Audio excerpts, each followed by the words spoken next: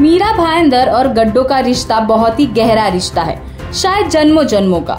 ऐसा क्यों कहना पड़ रहा है? क्योंकि हर साल जैसे ही बारिश का मौसम शुरू होता है, वैसे ही मीरा भाईंदर के रास्तों पर पड़े गड्ढे परेशानियों का कारण बन जाते हैं।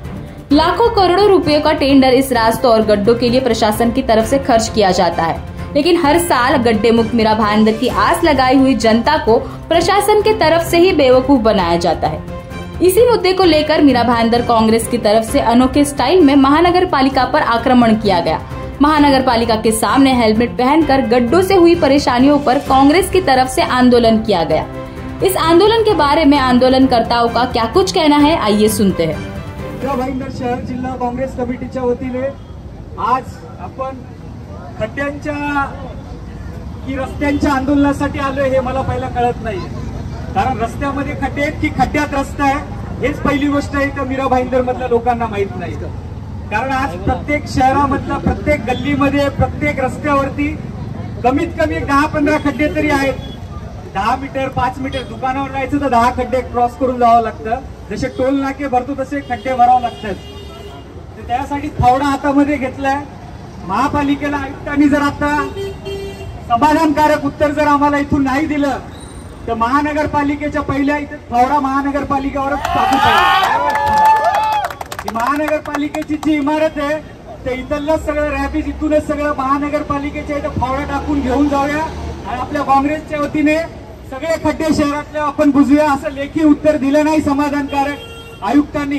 त्या फावड्यानी सगळं आपण खड्डे तयारीला लागा आता सगळे खड्डे घेऊन की त्याच्यामध्ये खड्डे बुजवायचं काम या फावड्यानी करायचं। मुळात मीरा भाईंदर महानगरपालिकेमधले एवढे भ्रष्ट अधिकारी झालेले आहेत की यांना कोणत्याही गेंड्याची कातडी जी गेंडा काय बोलतात त्याला गेंड्याच्या कातडीसारखं यांचं प्रशासन झालेलं आहे। यांना कोणत्याही प्रकारचं कितीही निवेदन दिले कितीही आंदोलन केलं मुळात कोणताही फरक पडत नाही। यांचं गेल्यानंतर निर्लज्जासारखे अधिकारी हसतात, त्यांना माहिती आंदोलन केले पण त्यांना एवढं ना माहिती आज फावडे घेऊन आलेत, त्याच्यानंतर उद्या जेसीबी घेऊन डायरेक्ट घुसू आपण डायरेक्ट।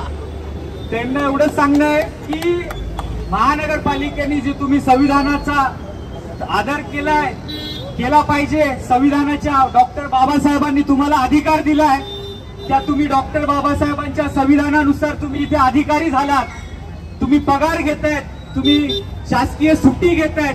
तुम्हाला पहिला रविवारची सुट्टी होती, आता शनिवारची पण सुट्टी दिली। 2-2 दिवस तुम्हाला आराम करायला भेटतात। शनिवारी नाही शुक्रवारी नाही तर सोमवारी तुम्ही सुट्टी टाकतात। 3 दिवस तुम्ही सुट्ट्या मारतात, फिरायला जातात आणि लोकांना खड्ड्यात टाकतात। हे सर्वात चुकीचं आहे। तर महानगरपालिकेने अधिकाऱ्यांनी पीडब्ल्यूडीच्या भ्रष्ट डिपार्टमेंटनी तात्काळ याची दखल घेण्यात यावी व येणाऱ्या 10 दिवसाच्या आत मीरा भाईंदर मधले संपूर्ण खड्डे हे बुजवले नाही तर महानगरपालिकेमध्ये उग्र प्रकारे आंदोलन काँग्रेसच्या वतीने करण्यात येईल अशी आपल्याला इथं ग्वाही देतो। एवढं 2 आमदार आहेत, त्याच्या एका बाजूला एक आहे, रस्त्याच्या दुसऱ्या बाजूला एक आहे, त्यातले दुसरे तर कॅबिनेट मंत्री आहेत। मात्र दोघं कामाचे आहेत का? कामाचे आहेत का? मग त्यांच्यासाठी आपल्याला एक पहिली घोषणा द्यायची। मी घोषणा देतो, माझ्या मागे रिपीट करूया। खड्ड्यात खड्डा बाराचा, खड्ड्यात खड्डा बाराचा,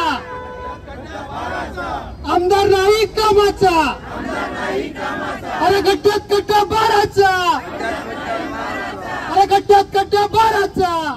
जैसे कि आपने सुना, ये आंदोलन गड्ढों की वजह से नागरिकों को हो रही परेशानियों और मनपा की लापरवाही के खिलाफ किया गया। साथ ही आंदोलनकर्ताओं द्वारा गड्ढे हटाओ मीरा भाईंदर बचाओ के नारे भी दिए गए और मनपा आयुक्त के साथ साथ सत्ताधारियों पर भी आक्रोश जताया गया। आखिर कब गड्ढे मुक्त मीरा भाईंदर देखने मिलेगा? प्रशासन की लापरवाही से और कितने लोगों को अपनी जान गंवानी पड़ेगी? आखिर कब प्रशासन की नींद खुलेगी? ऐसे कई सारे सवाल फिलहाल गुलदस्ते में ही कैद है। इस पूरी खबर के बारे में आपकी क्या राय है, कमेंट करके जरूर बताइए और ऐसे ही खबरों के लिए जुड़े रहिए MB लाइव के साथ।